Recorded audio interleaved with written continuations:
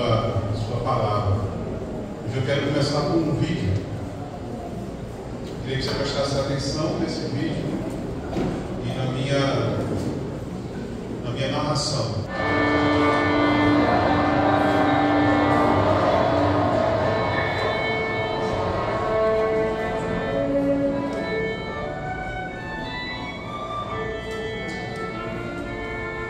(12 de janeiro de 2007), um sujeito ele entra numa estação de metrô de Washington, usando apenas um boné, calça jeans, camiseta.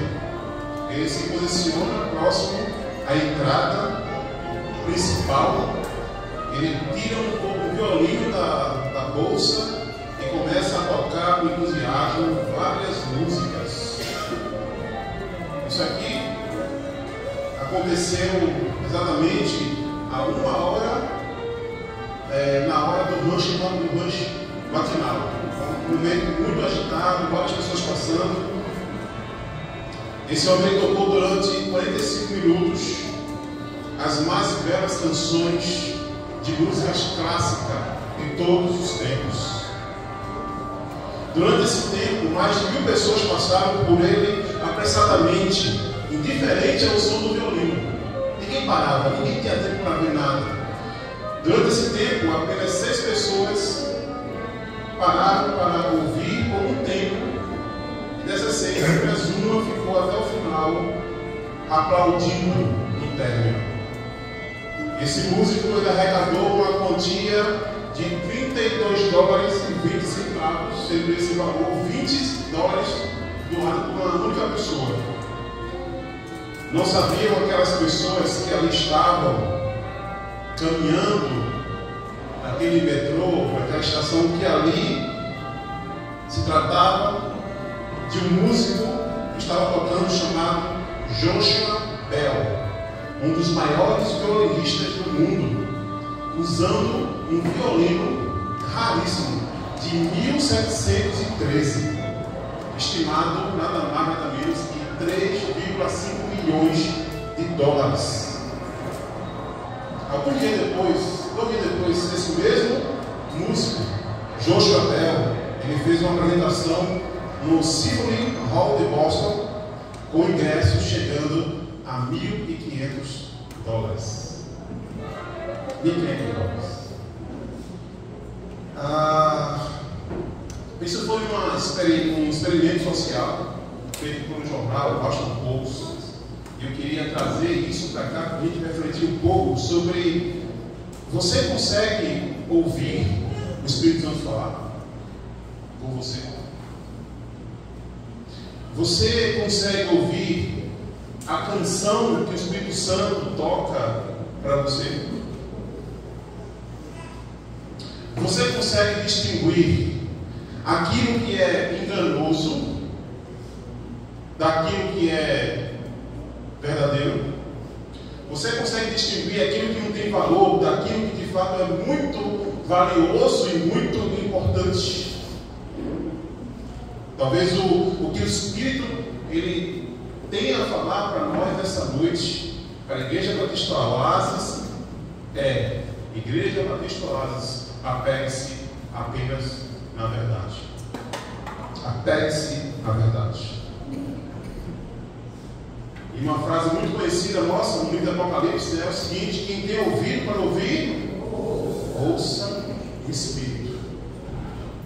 E toda vez que eu repetir essa frase, eu queria que vocês respondessem comigo da seguinte forma: Espírito Santo, abra meu ouvido para que eu ouça. Você pode repetir isso? Vamos lá? Quem tem ouvido para ouvir, ouça o Espírito. Então ele diz: Espírito Santo, abra meu ouvido para que eu ouça. O problema não está no Espírito Santo, que ele está falando. Não está em nós. Muitas vezes não conseguimos ouvir, porque de alguma forma existem interferências, sujeiras dentro do nosso ouvido, e a gente não consegue ouvir o Espírito Santo falar com a gente. A gente tem trabalhado, então, uma nova série. Uma série que a gente começou hoje pela manhã, que é ouça o Espírito. Ouça o Espírito.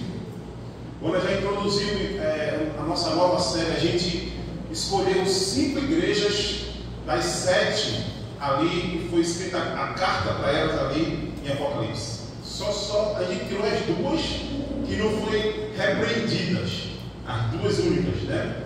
E a gente escolheu as 5 que há uma repreensão da parte de Jesus, um alerta da parte de Jesus. E a gente quer que o Espírito ele sopre em nós, que o Espírito ele sopre em nossos ouvidos e que ele nos conduza nesse tempo tão difícil que a gente vive, tempos sombrios, tempos complexos. E a gente escolhe então essas 5 cartas, essas 5 igrejas que vão trazer confronto para nós. 5 igrejas essas que representam a igreja de Jesus. Não só naquele período da igreja primitiva, mas essas cartas representam uma informação para a igreja de Jesus em todos os tempos, em todas as épocas. Então, pela manhã, Bono introduziu na ceia a série, dizendo que o Espírito Santo ele quer falar conosco por meio da carta de Jesus à igreja de Éfeso, para que o quê? Nós voltemos ao primeiro quê? Amor. Essa é a mensagem do Espírito para nós, por meio dessa carta, escrita por Jesus. E como igreja de Jesus, precisamos voltar ao primeiro amor. E nessa noite, eu gostaria de trazer para nós o que o Espírito Santo quer falar por meio da carta escrita à igreja de Pérgamo. A mensagem que pode ser resumida da seguinte forma: Pérgamo, apegue-se à verdade. Essa é a mensagem da carta à igreja de Pérgamo. Queria saber, Pedro, eu passo ou você passa? Tá pegando não? Então beleza.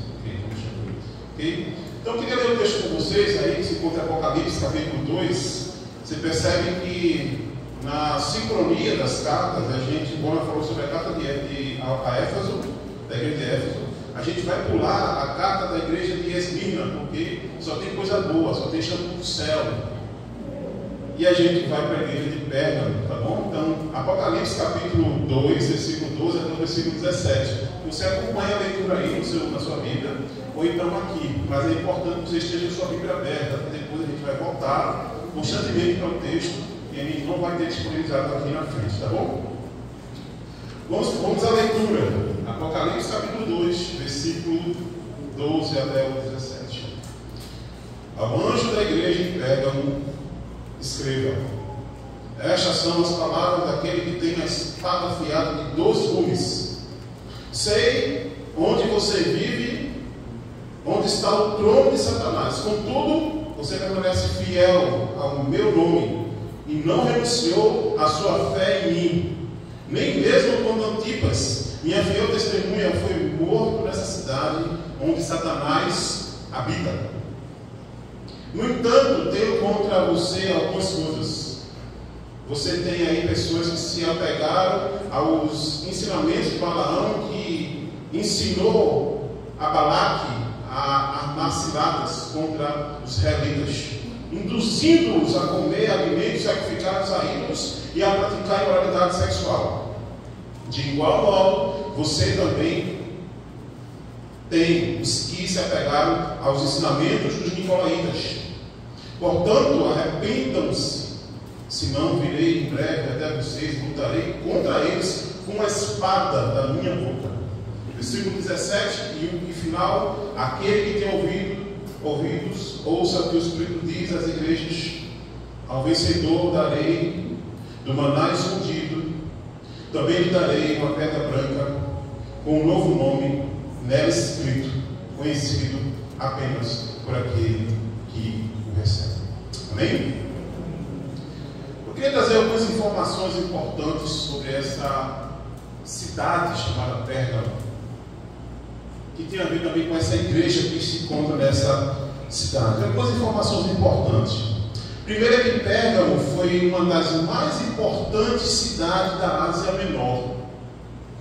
Ela, por um bom tempo, por exemplo, durante 400 anos, ela foi a capital da Ásia Menor.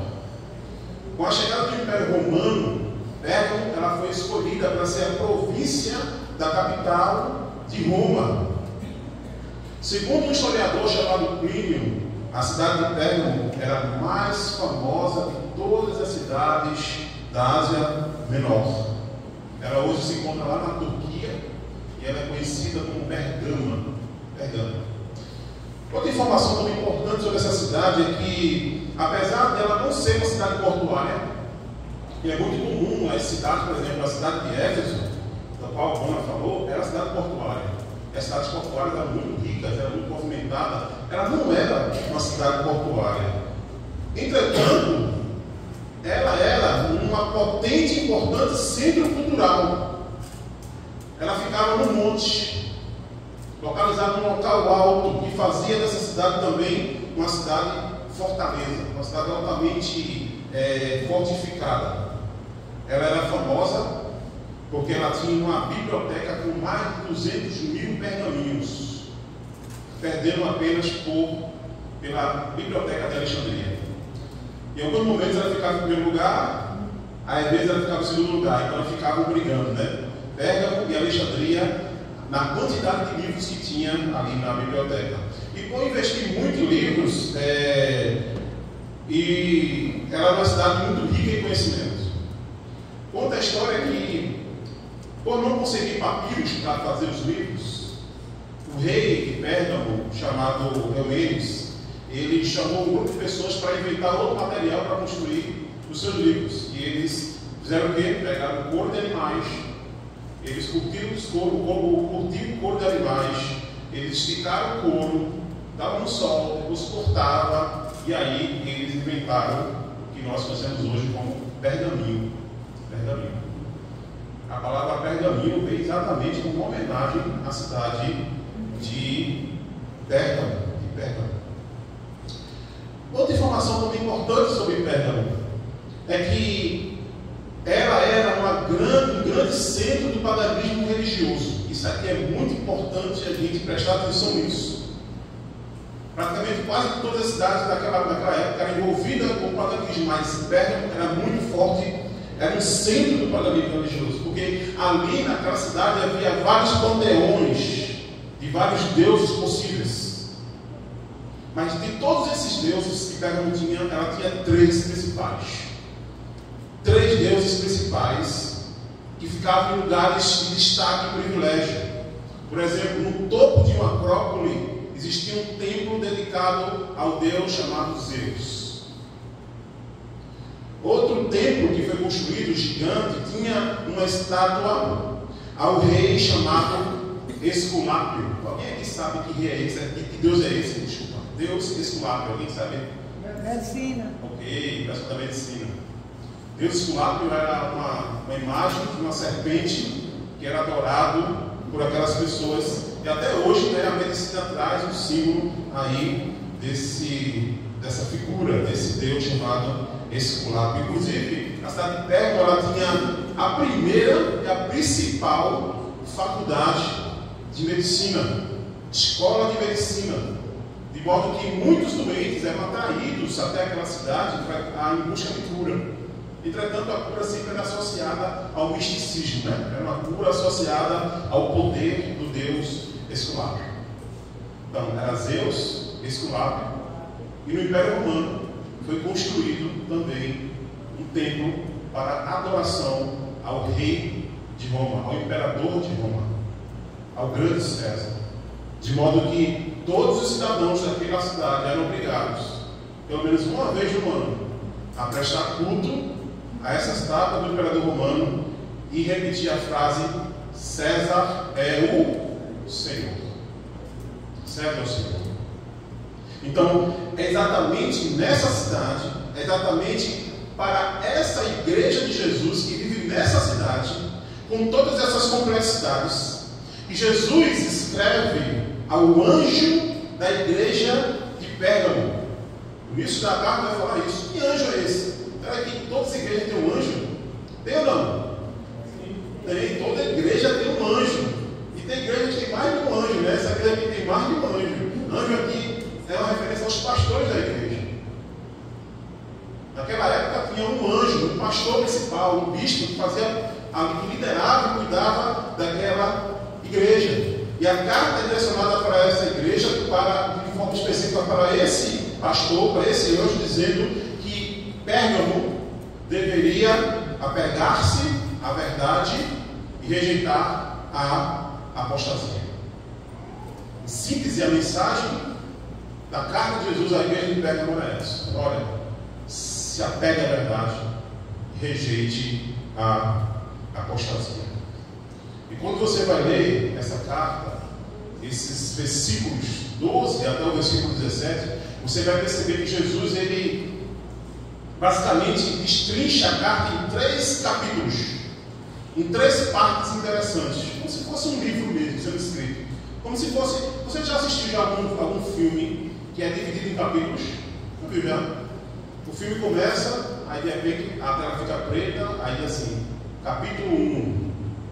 Isso, já viu já? Aí passa a história, depois capítulo 2, a saga não sei de quê. Aí capítulo 3, o triunfo final. Mais ou menos assim. A carta foi escrita também nessa perspectiva. E eu quis trazer então uma divisão para essa carta, a nível didático, para a gente poder entender melhor e perceber que a carta é dividida em elogio, repreensões e promessas. Elogio, repreensões e promessas. Eu queria compartilhar com vocês o primeiro capítulo dessa carta aí, que é a parte do elogio. Versículo 12 e versículo 13 vai dizer basicamente isso aí. Pode passar, amigo. Olha o que é que diz aí, o elogio que Jesus faz. É o seguinte: apesar das perseguições, você permanece fiel e não renunciou à fé em mim. Essa é a síntese desses versículos. Versículo 12 e versículo 13. Olha só. A carta começa dizendo o seguinte: Jesus diz o seguinte, uma expressão: espada de 2 gumes. Estas são as palavras daquele que tem a espada de 2 gumes. O que é que você se lembra quando você lê a palavra espada de 2 gumes? Você lembra de quê? Oi? Romano? Quem tem a espada de 2 gumes, quem é? É Jesus. E o que é que, existe uma referência na Bíblia que fala que existe uma espada de 2 gumes, que é o quê? O que é a espada de 2 gumes? A palavra de Deus. A palavra de Deus é como uma espada de 2 gumes afiada. Jesus, ele vem trazendo uma referência da sua palavra, que é o quê? A verdade. Uma referência à palavra de Deus, que é a verdade, da qual a igreja de Pérgamo, diante de tanta perseguição, deveria se apegar e nunca abandoná-la. Então Jesus já está dizendo aqui o seguinte: olha, eu quero falar com vocês, eu quero colocar em primeiro lugar que o segredo do sucesso de vocês é a espada de 2 gumes. É a minha palavra que é a verdade. A minha palavra é a verdade. Apegue-se à verdade e nunca se afaste dela. Outra expressão interessante, ainda aí no versículo 13, Jesus diz o seguinte: eu sei onde você vive. Minha igreja de Pérgamo, eu sei onde você vive. Ele vai dizer o seguinte: você vive onde está um trono de Satanás. E no final do versículo 13 vai dizer que é a cidade onde Satanás habita. Olha que expressão forte. Jesus está dizendo nessa carta que a sua igreja que está em Pérgamo, ela é contemplada por ele. E ele sabe onde essa igreja vive. Ela vive onde existe o trono de Satanás e onde o diabo habita. O que significa isso? O que Jesus quis dizer com isso? Será que Satanás tem endereço, gente? Satanás tem endereço? Tem uma casa específica em que ele mora. Será que Satanás tem um cérebro? Dá para escrever uma carta para ele? Vocês acham que Satanás habita no inferno? Sim ou não? Não, Satanás não habita no inferno. O inferno é a futura residência dele. ele não habita no inferno. Satanás também não habita em Brasília. Satanás não habita nas casas de macumba que tem por aí que a gente acha. Satanás ele não habita em lugar nenhum. E por que Jesus disse? Eu sei onde você está. Eu contemplo você. Eu sei onde você mora. Você mora num local onde existe o trono de Satanás. Você mora onde o Satanás habita.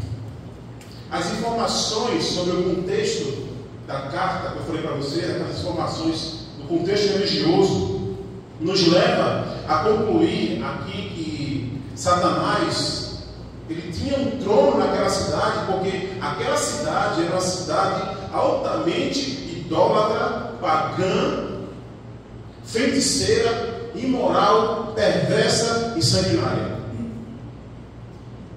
Talvez a expressão Satanás tem um trono nessa cidade seja pelo fato de que aquela cidade tinha 3 deuses principais que eram adorados constantemente. E tudo isso faz uma alusão ao quê? À Trindade. Eles adoravam uma trindade do inferno, de modo que isso era uma grande blasfêmia diante de Deus. De alguma forma, aquela cidade, ela preferia rejeitar o Deus Criador para adorar a Zeus. Ela preferia rejeitar Jesus Cristo para adorar o imperador romano, o grande César. E elas rejeitavam o Espírito Santo para adorar a serpente que curava pessoas. Uma cidade muito idólatra, muito mística, fazendo uma trilogia de 3 deuses que se opõem à Trindade, que é a Trindade de Deus de fato. Não só isso, o diabo não só habitava nessa cidade por conta disso, mas também habitava nessa cidade porque ali havia uma perseguição ferrenha aos cristãos, ao ponto de Jesus dizer que ali estava o trono de Satanás. Aqui não tem nada a ver com um local específico.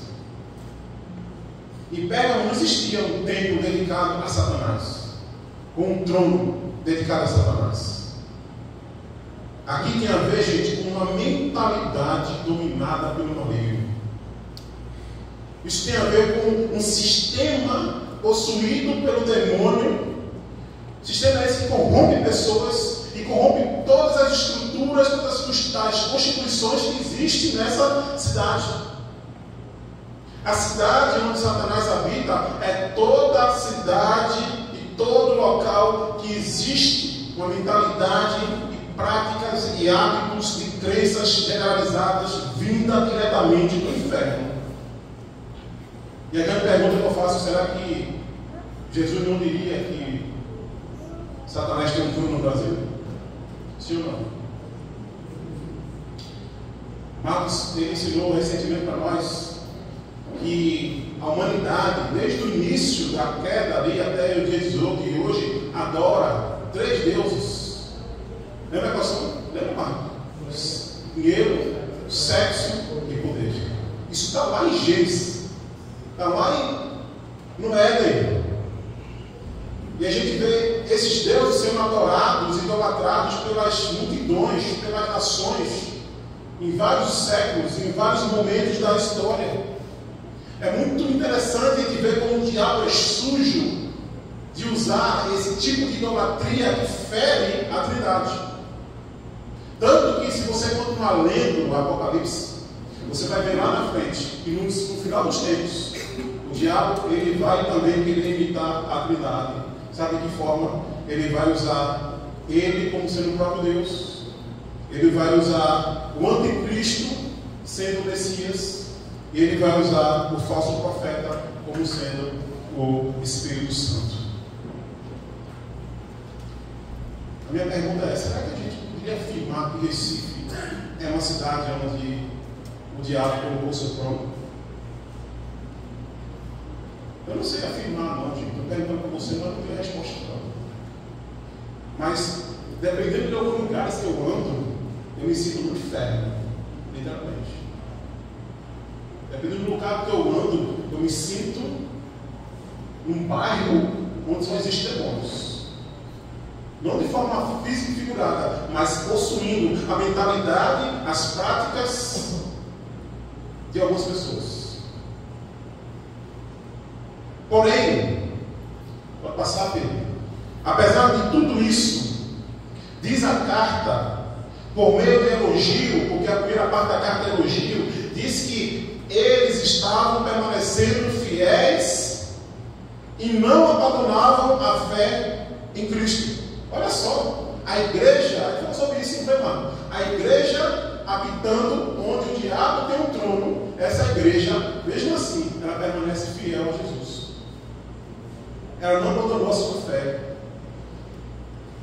E a igreja sempre vai se deparar com situações como essa. Mas Pérgamo aqui, ela estava firme na rocha de Jesus. Jesus elogia ela. Mesmo que para isso, alguns deles fossem perseguidos, fossem torturados, como aconteceu com um personagem que existe aqui no versículo 13, chamado Antipas. Viu aí, versículo 13? Ele fala de Antipas. Ele diz que Antipas é a minha fiel testemunha. Está vendo aí no versículo 13? Antipas, minha fiel testemunha. Esse adjetivo, minha fiel testemunha, foi dado apenas uma única vez na Bíblia. Sabe para quem? Sabe para quem, Solange? Foi dado para Jesus. Apocalipse capítulo 1, versículo 5, versículo 6. João vai falar: Jesus, a minha fiel testemunha. Esse homem teve o privilégio de ter a ele atribuído um título dado a Jesus. Antipas, pastor da igreja de Pérgamo, que por ter se recusado a adorar os deuses daquela cidade, ele foi torturado e executado. Segundo alguns relatos feitos por Tertuliano, Antipas, ele foi executado em praça pública com requinte de crueldade, para que todo mundo visse, para que a igreja temesse e abandonasse aquela persistência da fé em Cristo. Ele foi colocado dentro de um boi de bronze, e depois esse boi foi colocado em cima de uma fogueira, de modo que esse boi ficou vermelho, de tão quente que estava. E Antipas, ele morreu como mártir, lentamente, por sufocamento e queimaduras. A perseguição religiosa externa, ela não conseguiu calar a igreja de Pérgamo. Ela não conseguiu silenciar a igreja de Pérgamo. Por isso ela foi elogiada por Jesus no início da carta. E a pergunta que eu faço é: será que nós também não temos vivido em momentos e cidades onde o diabo habita? E será que se a perseguição viesse para nós, como veio para Pérgamo, nós iríamos ser fiéis como Antipas foi? Nós seremos dignos também de ser intitulado a minha fiel testemunha. Joey, a minha fiel testemunha.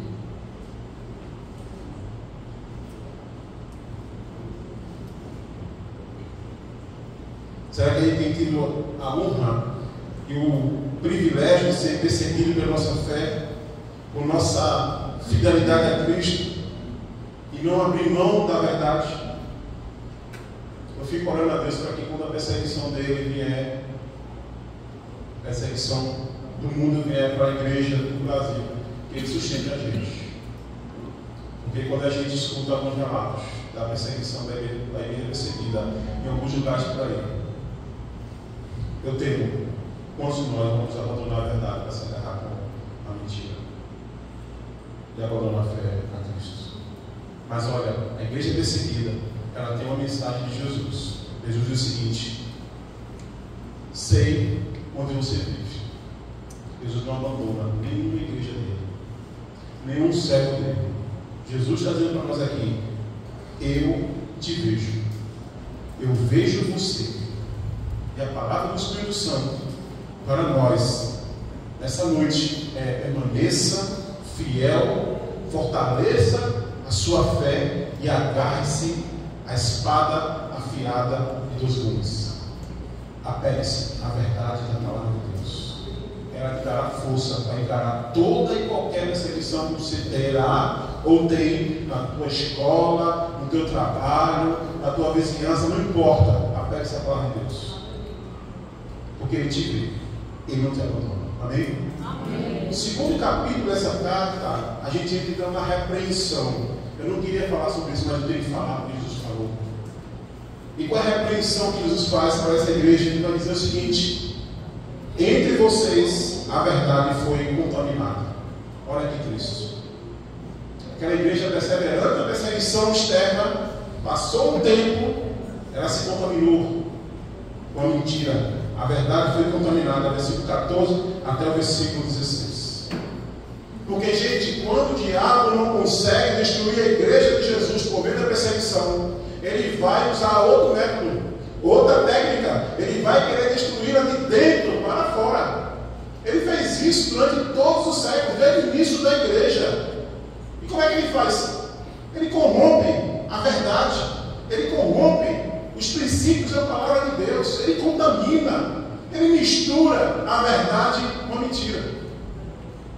Ele faz com que a gente ande pelos lugares e não ouça que aquele que está tocando violino é alguém muito famoso e que aquelas músicas são músicas clássicas dignas de serem contempladas. Satanás ele vai trazer para dentro da igreja tudo aquilo que é sedutor, tudo aquilo que é tentador, tudo aquilo que é enganador, tudo aquilo que é apetitivo e desejoso lá de fora para dentro da igreja. Mas ele não vai trazer qualquer embalagem, ele vai trazer uma embalagem original, como se fosse verdadeira. Ele vai fazer isso. É o jogo da sedução, do encanto do engano. Exatamente o que Mona falou hoje de manhã. A sedução do encanto do engano. Jesus vai dizer aqui o seguinte: contra ti, Pérgamo, igreja minha, eu tenho algumas coisas. E eu quero falar. Você tem aí pessoas. Perceba que Jesus ele não está generalizando toda a comunidade da igreja. Ele diz: você tem aí pessoas. Não eram todos, eram alguns, mas a gente sabe que um pouco de fermento é capaz de levantar todo o quê? Toda a massa. Toda a massa. Aí tem algumas pessoas que se apegaram aos ensinos de Balaão e aos ensinos dos nicolaítas. Aí você está aí com uma interrogação na sua vida assim: ensino de Balaão, ensino dos nicolaítas. O que é isso? Danado é isso. De onde é que Jesus trouxe isso aí? Deixa eu falar sobre os ensinos de Balaão. Para falar sobre isso, precisa falar de quem era Balaão. Balaão talvez é mais fácil para você vai lembrar. Balaão foi um profeta que foi comprado pelo rei Balaque, o rei dos Moabitas, para poder amaldiçoar os israelitas antes de uma guerra. Balaão, ele negociou com o profeta de Deus, ele negociou seu dom pelo dinheiro. Ele chegou no monte, olhou o exército de Israel, e ele foi amaldiçoar esse exército. O que foi que aconteceu? Ele abençoava o exército. E ele chegava para Beleque, Balaque, e dizia: olha, eu fui lá amaldiçoar e não consegui. Mas por que eu não paguei a você? Ele disse: olha, que Deus abençoou, ninguém pode amaldiçoar. Ele disse: vá de novo, agora vai outra posição. Ele vai em outra posição, sobe na montanha, levanta a mão para amaldiçoar as israelitas, e só sai o quê? Bênção na boca dele. Ele fez isso durante 3 vezes, e ele não conseguia amaldiçoar o povo de Deus. Se Deus nos abençoou, gente, não tem ninguém que nos abençoe. Não tem que temer superstição, não tem que temer. Às vezes a gente não quer nem passar perto de uma cruzilhada, né? Com macumba, né? Ainda tem gente que tem medo disso ainda. Não tem que temer. Você foi lavado, redimido pelo sangue do Cordeiro, você foi abençoado. Se você é salvo, ninguém quer essa bênção. Só você que pode trazer maldição para você. Só você. Mas nada no exterior pode trazer. Diante disso, Balaão, ele faz algo sólido. Balaão foi um cara que se corrompeu de uma forma muito feia. Ele chega para Balaque e diz o seguinte: olha, você não vai conseguir vencer o exército de Israel por meio de luta. Eu tenho uma sugestão para você. Olha o ensinamento, olha a sugestão que Balaão ele dá para o rei dos Moabitas. Você não vai conseguir enfrentar o exército de Israel por meio de espada, mas você conseguirá vencer com mulheres, donzelas e sedutoras que sejam capazes de se infiltrarem dentro dos israelitas e assim seduzi-lo. Dessa forma, os homens de Israel eles vão participar de festas idólatras, festas pagãs, motivados por essas mulheres. Eles vão se entregar à prostituição e assim Deus irá tirar a bênção de Israel e Israel ficará fraco. Você pode encontrar essa história lá em Números, capítulo 22 até o capítulo 24. E de forma bem específica, essa malandragem de Balaão em Números 31, versículo 1 ao 7. Não dá para amaldiçoar o povo de Deus, mas joga algo que desperte a sua carnalidade lá dentro. Coloque pessoas para induzi-los ao pecado. Jesus diz o seguinte: da mesma forma, ou seja, no mesmo esquema dos ensinamentos de Balaão, tem também os ensinamentos dos nicolaítas. Que ensinamentos são esses nicolaítas? E aqui tem pano para manga. Tem muita coisa sobre os nicolaítas, há muitas teorias sobre os nicolaítas, mas a maior corrente e a melhor que se encaixa aqui dentro da exegese do texto vai dizer que aqui se trata de uma seita surgida no meio da igreja, ali no início, provavelmente fundada por Nicolau. Quem foi Nicolau? Segundo Irineu, Nicolau fazia parte daqueles diáconos que foram escolhidos, 7 diáconos. Junto com Estevão estava Nicolau, um dos diáconos que se afastou do Evangelho e, influenciado pelo gnosticismo, ele ensinava e acreditava que todo prazer que a carne desejasse poderia ser saciado. Olha só, todo prazer podia ser consumido, porque segundo ele, onde abundou o pecado, superabundou a graça. Então, pouco vai ser pecado, mas graças a Deus você terá na sua vida. Ele entendia o seguinte: ele entendia que já que o Espírito não é importante, já que o Espírito é o mais importante e a carne não presta, então dá evasão à carne. Deixa a carne se divertir, deixa a carne usufruir, deixa a carne fazer o que bem ela quiser.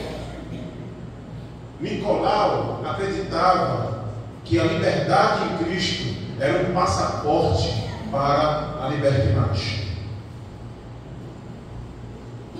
Por conta disso, ele trouxe para dentro da igreja uma prática de comer alimentos sacrificados a ídolos, uma prática de participar de festas mundanas, festas pagãs e cometer todo tipo de imoralidade. Não só isso, eles incentivavam outros a fazer isso. Olha só, até que ponto a igreja que pega um tão fiel à perseguição se deixou ser contaminada com esses tipos de ensinamentos dentro da igreja e esse tipo de práticas liberais. 2 ensinamentos semelhantes no estímulo à libertinagem, à imoralidade, à carnalidade, à saciedade da carne. Minha pergunta é: vocês têm visto isso dentro da igreja de Jesus hoje? Vocês têm visto isso? Visto e ouvido isso? Você já ouviu falar já numa teologia chamada teologia liberal, onde o que importa é que você é salvo, Jesus já te perdoou, então está liberado. Toda vez que a gente se deixa se levar pelo desejo da carne, de alguma forma a gente justifica isso usando a Bíblia, a gente está caindo no erro de Balaão e no erro dos nicolaítas. muita gente aqui da nossa igreja já nos abandonou porque foi confrontado por andarem em caminhos maliciosos, caminhos da carne, mas eles já estavam seduzidos com o encanto do engano. Os ensinamentos de Nicolau e de Balaão já entrou dentro deles. Esse tipo de teologia e de prática foi fortemente combatido por Paulo e por outros apóstolos. Por exemplo, olha o que é que diz lá em Tito, capítulo 2, versículo 11 e 12. Passa aí, Tito 11 e 12. Dá para você ler. Olha o que é que Paulo diz. Ele vai dizer que a graça ela tem dois efeitos na vida de uma pessoa. Dois efeitos. Um não vive sem o outro. Os dois têm que andar juntos. Tira um, você também tem o outro. Coloca um, você também tem que colocar o outro. Olha o que ele diz. Porque a graça de Deus se manifestou o quê? Salvador a todos os homens. A graça de Jesus, ela faz o que? Ela salva. A graça de Deus, ela salva. Não por nosso mérito, mas pela graça. A gente não faz nada por isso. Então a graça de Jesus, a graça de Deus, ela salva. Mas ela só salva ou tem mais coisa? Olha o que ele diz depois. Ela não só nos salva, mas no versículo 12, ela nos ensina, ok? A renunciar à impiedade, às paixões mundanas e a viver de maneira sensata, justa e piedosa nesta era presente. Nesse período de tempo que você está aqui, nessa terra, se você for alcançado por Jesus, e se você vive em práticas de libertinagem, se você vive em prática de alimento da carne, de prostituição, de sexo ilícito, de busca de festas mundanas, você está dizendo para mim que você não conheceu a graça de Deus. Porque a graça de Deus, ela salva, mas também ela santifica. Ela leva a renunciar, ela leva a piedade, ela leva a renunciar às paixões mundanas e viver de forma sensata, justa e piedosa.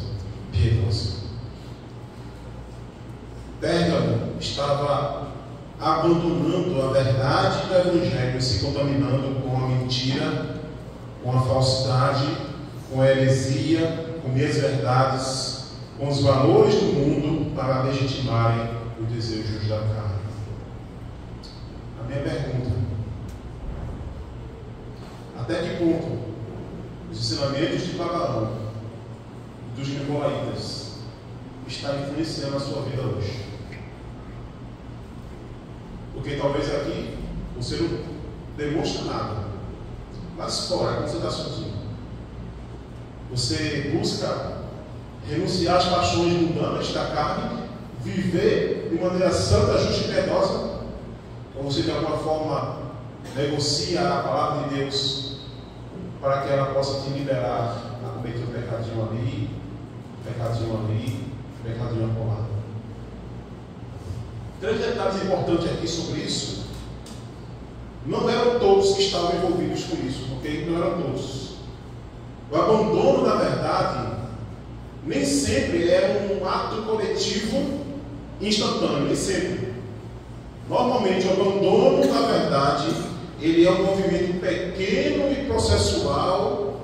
Começa com 1, 2, 3, de modo que ele vai contaminar tudo. Outra coisa, os que são fiéis à doutrina, à verdade, não podem se calar, não podem ficar omissos. A igreja tem que extirpar esse tipo de mal, esse tipo de pecado quanto antes. Nós, liderança, nós não podemos negociar esse tipo de prática. A gente tem que extirpar.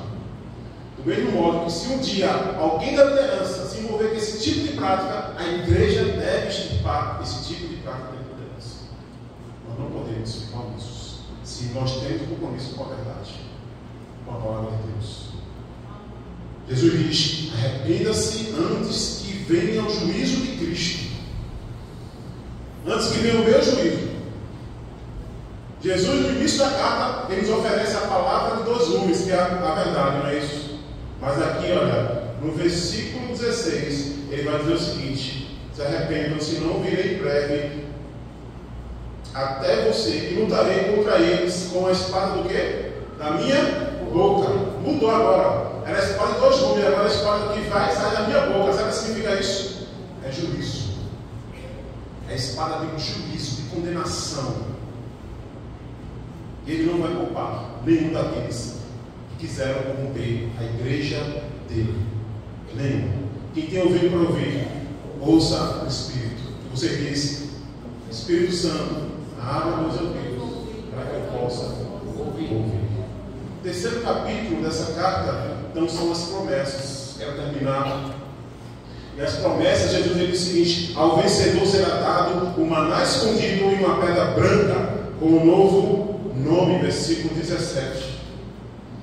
Para aqueles que de fato amarem o caminho da santidade, não abandonarem a verdade e forem fiéis a mim, Jesus está dizendo: eu darei o maná escondido. O maná escondido. O que significa o maná escondido? Todo mundo sabe que o maná foi a provisão de Deus, o alimento de Deus para o seu povo, lá na peregrinação no deserto, até a terra prometida. Êxodo capítulo 16, versículo 33, vai dizer que Moisés deu ordem para Arão guardar um pouco do maná dentro de um jarro e colocar e guardar esse maná diante de Deus para as futuras gerações. Arão pegou esse maná do dentro do jarro e guardou dentro da arca da aliança, junto com os outros objetos. Reza a lenda judaica que antes de Babilônia invadir Israel, destruir o templo, Jeremias, ele pegou esse jarro que continha o maná guardado diante do Senhor e ele escondeu esse jarro em um lugar do Monte Nebo, de modo que ninguém consegue encontrar esse jarro. Mas os judeus, eles sempre foram fascinados por essa possibilidade de encontrar esse maná escondido por Jeremias. Mas Jesus está dizendo aqui para nós, dizendo também para os judeus, que o maná escondido não está nesse mundo. O maná escondido está na glória celestial. Ele está assentado à destra do trono de Deus. E esse maná não é um alimento, literalmente. Esse maná é uma pessoa chamada Jesus Cristo. Ele é o maná de Deus. Jesus está dizendo aqui, e o Evangelho já disse isso, que o maná que caiu do céu é Ele mesmo. A minha pergunta é: do que você tem fome? Você tem fome de quê? Você tem buscado o que para alimentar a sua fome? Não alimente suas necessidades carnais com imoralidade, com comidas e bebidas oferecidas a ídolos, com festas mundanas. Isso é coisa para um mundo perdido que tem fome e sede do pecado. Mas nós somos o povo santo. Nós somos o povo escolhido. Nós temos o pão que caiu do céu. Nós temos o maná de Deus que nos alimenta. Enquanto nós estamos aqui nesse mundo, Jesus deixou porção do maná para que a gente se alimente dele todos os dias, para que a gente não tenha fome de pecado. Todo dia eu como isso, para não pecar contra ti, Senhor. Mas sabe qual é o problema? Muito de nós deixamos para comer do maná apenas nesse momento, no domingo à noite.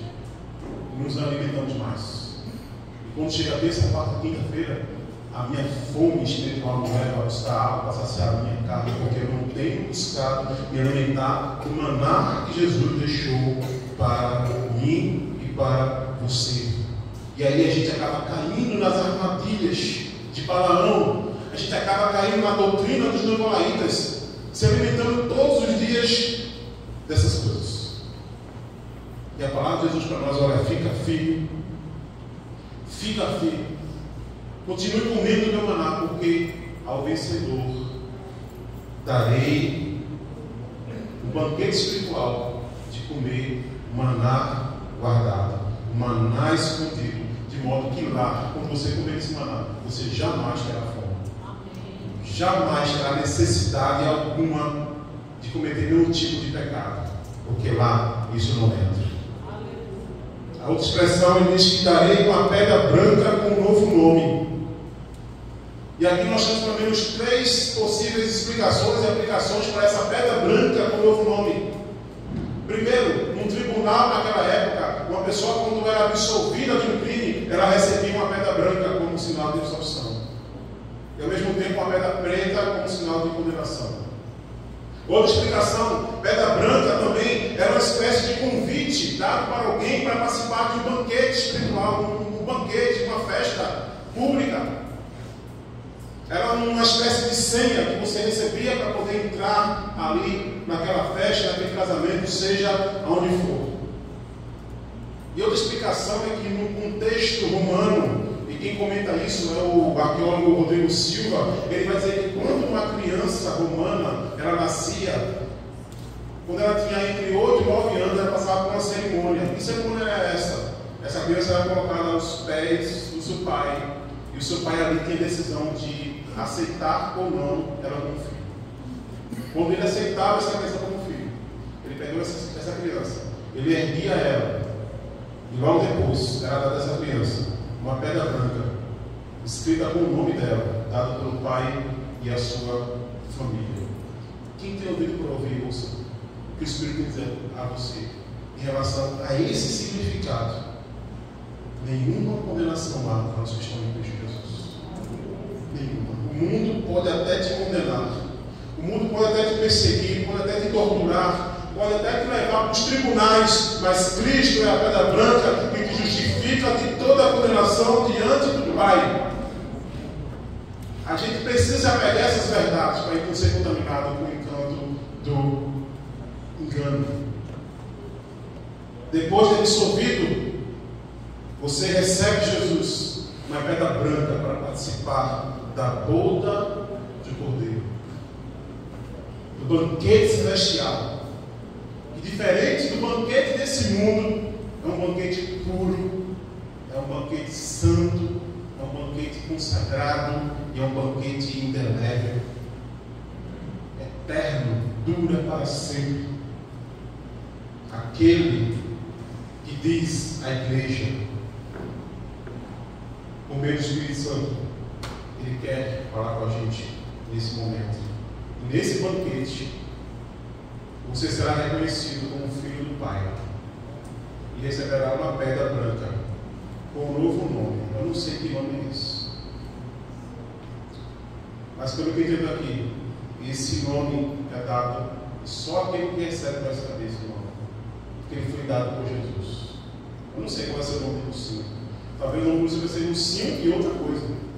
O nome de Érica é outra coisa. Assim como ele mudou o nome de Pedro, ele mudou o nome de Abraão e tantos outros. Nós vamos receber um novo nome. A glória celestial. Ouça o Espírito falando. Ouça o Espírito tocando violino. Ouça o Espírito tocando canções no banquete espiritual da boda do Cordeiro.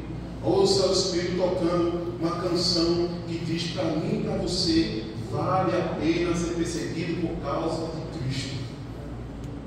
Vale a pena conservar a verdade todo e qualquer custo. Vale a pena renunciar aos prazeres da carne e dizer não aos ensinamentos de Balaão e os nicolaítas. Vale a pena dizer não ao liberalismo teológico que quer manchar a igreja e deturpar a igreja de Jesus. Vale a pena lutar por uma igreja pura, santa, temente, que não negocia a verdade da palavra de Deus. O Espírito Santo está tocando. O Espírito Santo está na entrada da porta principal, tocando canções belíssimas. E ele quer dizer para a igreja exatamente isso. Vai passar a igreja Batista Alas. Apegue-se à verdade. Faça diferente da igreja de Pedro, que abandonou a verdade, se contaminou com a mentira. Igreja Batista, apegue-se à verdade. Quem tem ouvido para ouvir, ouça o que o Espírito diz à igreja. Não ignore o conserto espiritual do Espírito Santo, porque Jesus está voltando. Ele logo virá para buscar a sua igreja santa e imaculada, comprada pelo seu sangue precioso. Que nós estejamos prontos para esse dia, porque nós não fechamos os ouvidos para a canção que o Espírito Santo toca para nós todos os dias. Amém? Amém. Pai, em nome de Jesus, nós queremos louvar o teu santo nome e agradecer-nos, Porque de alguma forma, Deus, o Senhor tem nos dado condições e capacidade de discernir aquilo que é verdade daquilo que é mentira, Deus. E isso não é mérito nosso, isso é mérito do Senhor, isso é graça do Senhor. Eu apenas quero te pedir, Pai, que o Senhor possa continuar, Deus, nos ajudando a contemplar o Teu Santo Espírito, a dando nossos ouvidos para Ele, Deus, e poder contemplar a Sua canção para nós. Canção que nos ajuda a permanecer fiel em Teus caminhos, a permanecer fiel mesmo diante de tanta perseguição, a permanecer fiel, Deus, diante de tanta generalização de ensinamentos que corrompem a verdade, os ensinos de Nicolaíta, os ensinos de Balaão, que faz com que a gente se apegue ao desejo da carne, à imoralidade. Deus, em nome de Jesus, tira do nosso meio, Deus, toda a prática carnal, toda prática imoral, todo tipo de prática, Deus, que não agradece, que não agrada o Senhor.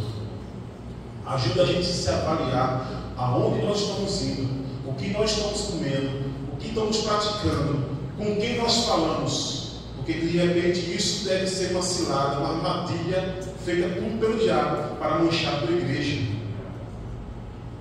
Em nome de Jesus, Deus, ajuda a gente a se prender a essa esperança que o Senhor nos dá, de que de nenhuma condenação há, que o Senhor preparou o maná escondido, aquele maná que Jeremias guardou ali segundo a lenda, não está nesse mundo, é só uma mensagem de que Jesus, ele subiu, depois que foi morto crucificado, ele foi para a testa do Pai e disse que voltaria para pegar a sua igreja, para participar da boda do Cordeiro. Lá a gente vai comer dele, vai usufruir dele, não teremos mais vontade nenhuma de pecar. Obrigado, Deus, porque nós podemos ser reconhecidos como filhos do Senhor, receber uma pedra do Senhor, o nome do qual nós vamos glorificar o Teu santo nome. Pai, muito obrigado, Deus. Ajuda a gente, Deus, a ouvir o Teu Santo Espírito. Abre nossos ouvidos para que a gente ouça todos os dias, em nome de Jesus. Amém.